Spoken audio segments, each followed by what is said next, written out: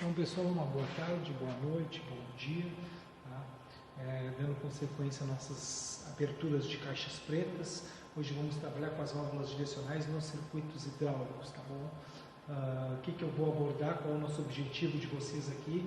Identificar essas válvulas direcionais nos circuitos hidráulicos, analisar suas funções, dependendo com as suas tipologias, elas têm uma certa característica peculiar a cada uma delas. Estudar esses tipos de válvulas, a modos de acionamento e verificar os seus funcionamentos nesses circuitos hidráulicos. Essa aula de circuitos hidráulicos eu encaminho mais adiante, mas enfim, a gente tenta atender esses quatro objetivos principais aqui, tá vendo?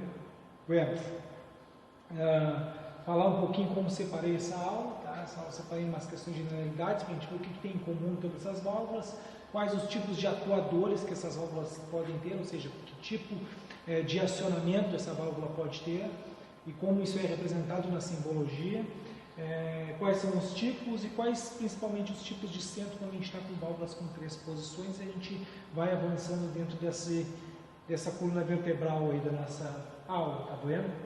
Bom, funções e composição. Toda válvula direcional vai ter uma carcaça, né? Essa carcaça vai ter as suas vias de passagem de fluidos, tá? Essas vias de passagem de fluidos vão ter condições do fluido, por exemplo, em alta pressão entrando na via A, sendo transmitido para a via B, caso a gente ocorra um deslocamento desse carretel. Então tem essa carcaça aqui, essa câmara formado por essas vias, esse carretel que se desloca internamente, e o atuador, que é o que troca o estado dessa válvula, basicamente. Tá?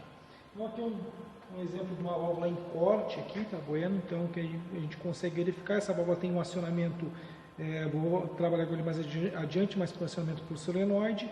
Aqui a gente tem o carretel, esse carretel é móvel e ele bloqueia ou possibilita a passagem de fluido ao longo dessas vias. Tá? Então, essa é um primeiro contato dos componentes principais dessas válvulas. Bom, quais as primeiras informações a respeito de simbologia? A gente vai ter sempre o número de posições, quais os estados que a válvula vai poder assumir. Tá? Então, eu posso ter uma válvula com 2 posições, ou vai ter acionamento para a direita, ou vai ter um acionamento para a esquerda, por exemplo. Tá? Eu posso ter uma válvula com 3 posições, né? E aí ela vai ter uma condição estado central, um estado intermediário e um terceiro estado. Então são as formas de acionamento. Como é que vai estar isso aí na simbologia, Gustavo? Isso vai estar representado para nós por 2 quadrados ou por 3 quadrados, né? Então, válvulas de 2 posições ou válvulas de 3 posições.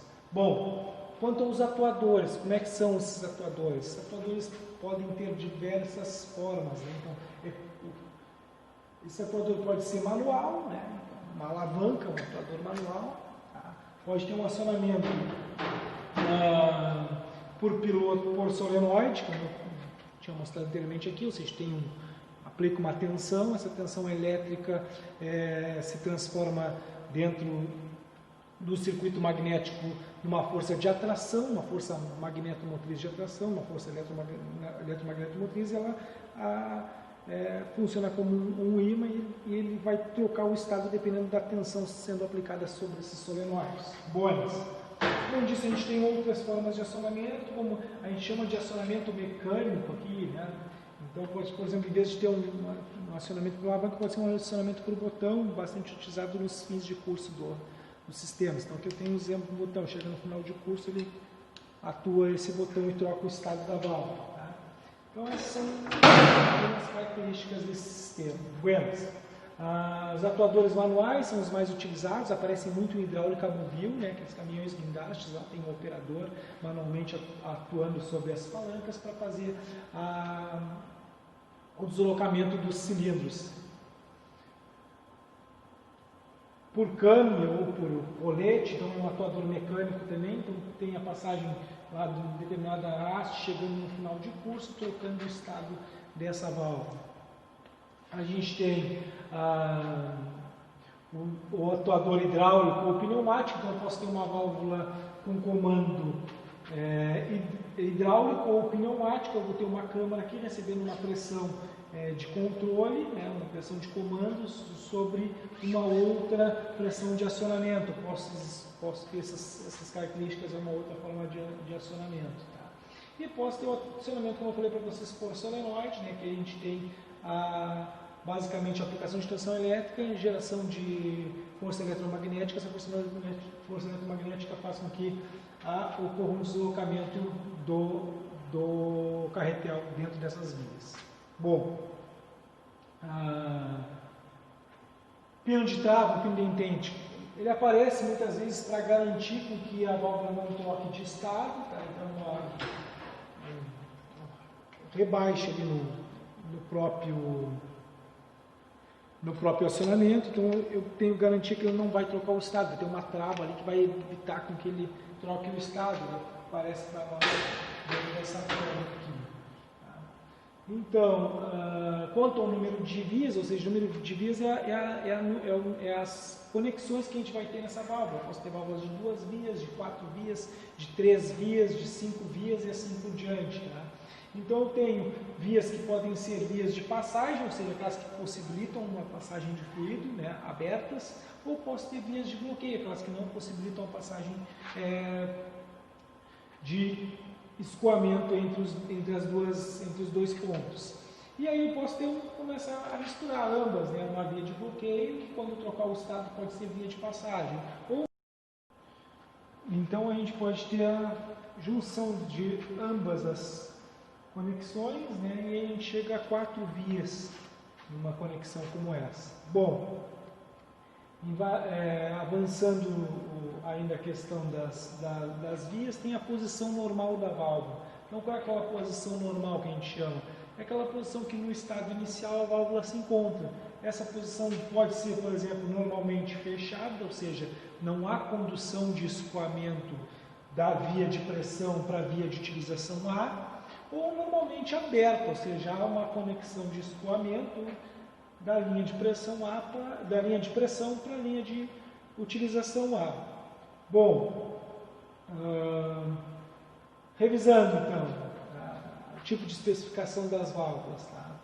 As válvulas os quadrados vão indicar o número de posições que essa válvula vai poder assumir e os pontos vão nos indicar o número de vias. Então, 2 posições e 2 vias. O escoamento passa? Não, o escoamento não passa. Então, é uma válvula normalmente fechada. Então, ela vem com a representação 2/2, ou seja, número de vias e número de posições. Né? Número de vias 2, número de posições 2, é uma válvula normalmente fechada.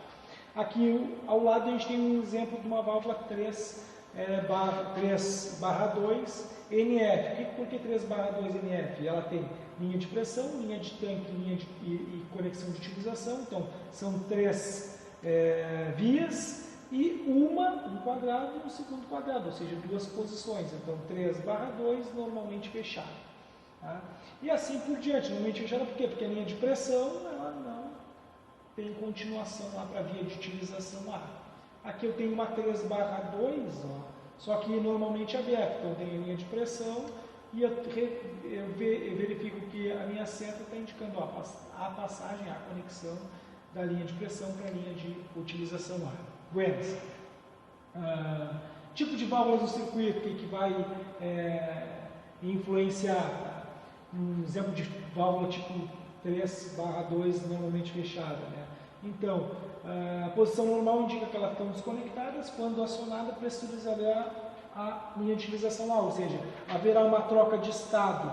Esse estado da válvula passa para esse estado. Então, eu vou ter a seta sendo conduzida para cá, o escoamento passando de pressão para A. Tá? Então, aqui ela apresenta um exemplo, tá? Um circuito, tem lá a nossa bomba conectada a um motor elétrico, né? Acoplamento, filtro, esses são componentes já vistos, né? A aula passada a gente trabalhou com essa válvula reguladora de pressão aqui, e aí depois a gente tem a nossa válvula. O que a gente aprendeu na aula de hoje é uma válvula 3/2, acionamento por solenoide, retorno por mola, o escoamento está sendo bloqueado, então ela é normalmente fechada. Né? e aí aqui ela está acionando um atuador, né, linear com retorno por mola, uma única via aqui. Então, é um exemplo aqui de utilização. A gente vai trabalhar mais adiante com outros exemplos. Depois eu vou fazer uma aula só de circuitos hidráulicos e simulando esses circuitos hidráulicos no funcionamento. Não vou me deter a maiores detalhes aqui. O objetivo dessa aula é dar uma revisão, uma visão geral para vocês das válvulas direcionais. Tá? Então, uma válvula 4.2 no circuito, aqui repare que eu agora tem duas vias de utilização, tem a via de utilização A e a via de utilização B. Para aquele exemplo anterior mostrado para vocês, a mudança está porque agora eu tenho uma linha de retorno para tanque. Então, repare que eu tenho escoamento saindo lá da bomba, chegando na via de utilização B aqui, né? Por convenção, a gente sempre usa A e B, chega na via de utilização B e ela faz com que esse atuador retorne. O escoamento, por sua vez, que vem lá do oposto, desce e vai até o reservatório, que está o exemplo, tá? A nossa simbologia de tanque. Tá? Então, tudo isso, alguns tópicos que a gente aprendeu na aula de hoje, né? Uma válvula 4, 1, 2, 3, 4 vias, duas posições, acionamento por solenoide e retorno por mola. Tá? Outro exemplo de válvula 2/2 normalmente fechada no circuito. Então, a posição normal dela ia estar bloqueada. Tá? Então, depois eu vou fazer uma aula simplesmente desses circuitos para a gente fazer umas simulações sobre eles. Bom, os tipos de centro. Sempre quando eu tiver uma válvula que agora tem 3 estados, tem uma terceira posição, essa posição intermediária vai nos dar uma ideia do que vai estar acontecendo com o circuito quando o operador não estiver atuando sobre essa válvula direcional. E ela vai dar grandes diferenças de funcionalidade e características para esse circuito. Tá? Vamos falar um pouquinho desses tipos de centro. Primeiro centro tem o centro aberto, tá? E esse centro aberto, o que ele faz? O nome já está dizendo, ele interliga linha de pressão, linha de tanque, via de utilização A e via de utilização B. Então, elas estão todas interligadas na condição central. Tá? Aqui tem um exemplo de um centro negativo, de um centro aberto no circuito. Faltou aqui um lapso, colocar o tipo de acionamento dessa válvula aqui, né? Mas, enfim, a gente tem a interligação desses circuitos, então quer dizer que todas essas vias de utilização na posição central estão conectadas a tanque, ou seja, sob pressão atmosférica, tá vendo? Então é uma característica, por exemplo, esse atuador não vai poder ficar numa condição central com uma carga, porque a carga vai influenciar ou seja carga de tração ou carga de compressão, essa carga vai fazer com que esse atuador se desloque. Buenas. O centro fechado, qual é a característica do centro fechado? O nome já fala, todas as vias estão bloqueadas. Tá? Então, linha de pressão não está conectada com a linha de tanque, que não está conectada com a linha A, que não está conectada com a linha B. Enfim, aí uma aplicação dele no circuito, por exemplo, tu pode ter vários atuadores sendo com uma única conexão de linha de pressão, porque elas estão todas bloqueadas e eles vão atuar independentemente, né, do sistema. Claro, tem que adequar aqui as questões de pressão que a gente vai ver adiante na disciplina quando a gente trabalhar no dimensionamento dos circuitos. Mas é uma aplicação para esses circuitos, a gente aproveitar uma única linha e fazer a conexão para vários atuadores, quando eu trabalho com o centro bloqueado. Agora o centro interno, o que acontece no centro interno? O centro interno ele conecta a linha de pressão à linha de tanque, mas deixa bloqueadas as vias de utilização A e B. Então aqui um exemplo dela num circuito hidráulico, vou fazer essa simulação mais adiante.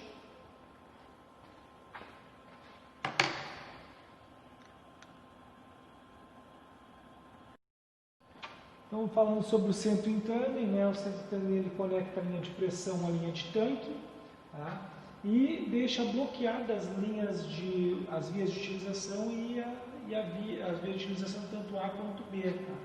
Então, uma aplicação dele no circuito aqui, por exemplo, tem uma única linha de pressão, né, passando com essas conexões de centro interno em série, aqui, uma conexão a outra. Claro que haverá uma perda de pressão a cada passagem, uma perda de carga a cada passagem dessa linha de pressão em tanque, ou seja, o atuador B não vai ter a mesma pressão disponível pelo atuador A e assim para o atuador C. mas é uma forma também de utilizar um sistema independente, de acionamento independente de 3 cilindros, diante desse tipo de centro, ou seja, o centro interno. E o centro negativo, o que o centro negativo faz? Ele deixa a linha de pressão bloqueada, tá?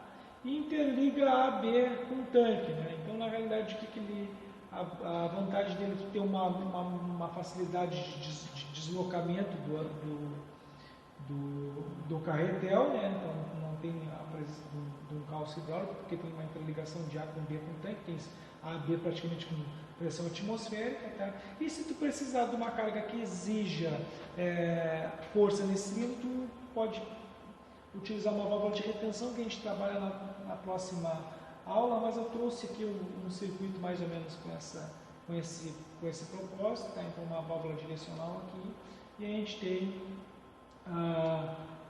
um acionamento de uma válvula de retenção colocada aqui, mas a gente trabalha com ela na próxima aula. Enfim, ela permite a passagem de escoamento no sentido contrário, desde que uma pressão seja atingida nesse piloto, tá? A função dela é essa. Bom, dos 4 tipos de centros principais, né, foram abordados aqui. Vou fazer agora uma aula de simulação desses circuitos que foram apresentados para vocês, tá? Muitos fabricantes, quando está sob o mesmo tamanho nominal, que está diretamente relacionado à vazão máxima que pode passar por essa válvula, mas sob o mesmo tamanho nominal, os fabricantes disponibilizam tipos de carretéis distintos para trocar aquela forma de posição central. Então, tu simplesmente troca o carretel e aproveita o restante do corpo da válvula. Tá? É uma possibilidade. Tem outros tipos de centro, aqui 3, 5, 6, 7, com aplicação. Tem um carretel aqui que é de conexão via tandem, tá? Então, é um exemplo aqui para vocês identificarem que há outros tipos de centro também. Já tem os 4 principais aqui, que são os mais utilizados, tá? E, pessoal, toda válvula vai ter uma subbase, tá? Então, toda válvula vai ter uma subbase, ou seja, onde a válvula vai ser montada, tá? E essas subbases vai depender do setup dessa válvula, setup 5, setup 3, setup 7, 8 e 10. Eles estão diretamente relacionados aos tamanhos nominais dessas válvulas, tá? E o tamanho nominal está adequado à vazão máxima que essa válvula vai passar. Por exemplo, a TN6 geralmente ela suporta no máximo 60 litros por minuto. A TN10 trabalha com 100 litros por minuto, às vezes 120 litros por minuto, tem que dar uma olhada no catálogo. E a gente tem subbases, né, diferentes para adequarem a válvula às vias de conexão, isso que a subbase faz. Bom, aqui um exemplo de setup 3, né, uma TN6, setup 5, uma TN10, setup 7, 8 e 10, que são as, respectivamente, TN tamanhos nominais 16, 25 e 32. Tá? O que vai ter adiante na nossa aula? Vou estar disponibilizando lá no repositório alguns catálogos dos fabricantes. Então, nesse primeiro momento, vocês estão se adequando aos tipos de componentes hidráulicos que nós temos, né? Vocês se preocupem em pegarem aqueles catálogos e verificarem, compatibilizarem o que foi dado na aula com o que o catálogo do fabricante apresenta, para que no momento que a gente faça o dimensionamento do circuito, vocês tenham capacidade também de especificar. Tá? Então essa é a ideia aqui. Ele tem uma foto de uma subbase, né? E aqui tem um exemplo de uma setup 3 aqui, né? O tipo de setup da base apresentado aqui. Bom, de válvulas direcionais, questão teóricas, que as abordagens mais teóricas são essas, tá? Agora o que a gente vai ter? A gente vai ter uma aula de simulação desses circuitos, para vocês terem uma ideia que efetivamente trabalha com esses tipos de válvulas, esse tipo de centro, tá? Peço que vocês, no segundo momento também, peguem os catálogos que vão estar lá no repositório e comecem a analisar aquele catálogo de válvula direcional. Essa aqui é uma tamanho nominal tanto, quanto qual é a vazão máxima dessa válvula? É uma 3.2, eu sei que era 3 vias, 2 posições. Então, comecem a adequar essa aula teórica, de cunho teórico, onde eu abri uma cortina parcial dessas válvulas direcionais, e vocês façam a compatibilidade disso aí com os fabricantes, com os catálogos que vão estar disponibilizados lá para vocês. Tá bom? Obrigado.